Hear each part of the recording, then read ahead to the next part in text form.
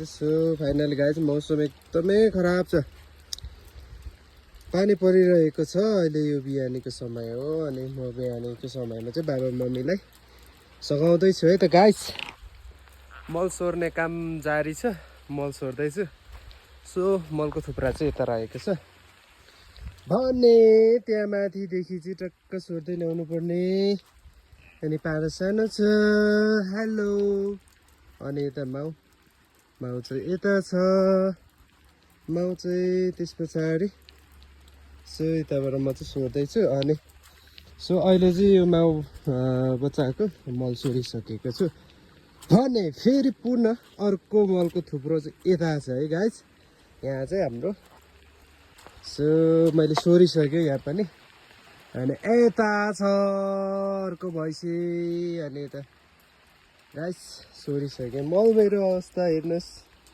गाउँघर न हो काम गर्नै पर्छ। बाबा मम्मीलाई सघाउँदैछु गाउँ आएको अवसरमा। गाउँतिर आएको छु गाइस। मौसम यस्तो छ।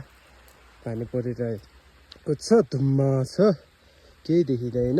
अनि सो म चाहिँ यता छु। अब यो भैँसीको सोरिसकेको छ गाइस। अनि अब चाहिँ सो अर्को पनि यो अर्को थुप्रो मलको यो 3 नम्बर पहिलो दोस्रो तेस्रो नम्बरमा पर्छ भने यता चाहिँ बिच्छेको मल सोर्नु पर्ने। हेर्नु गाइस दुई भाइको हेर्नुहोस्। यता पनि केही मल गोबर छैन।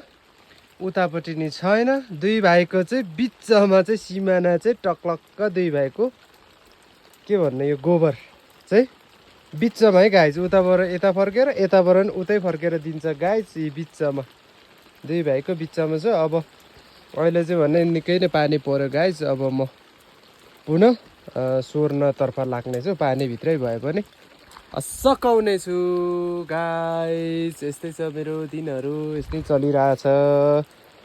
यसरी नै आजको दिनहरू जानेछन्। अब अहिले बिहान चाहिँ म मल सोर्नेछु। अनि दिउँसो भने म पुनः घाँस काट्न जानेछु है त गाइस। Thank you.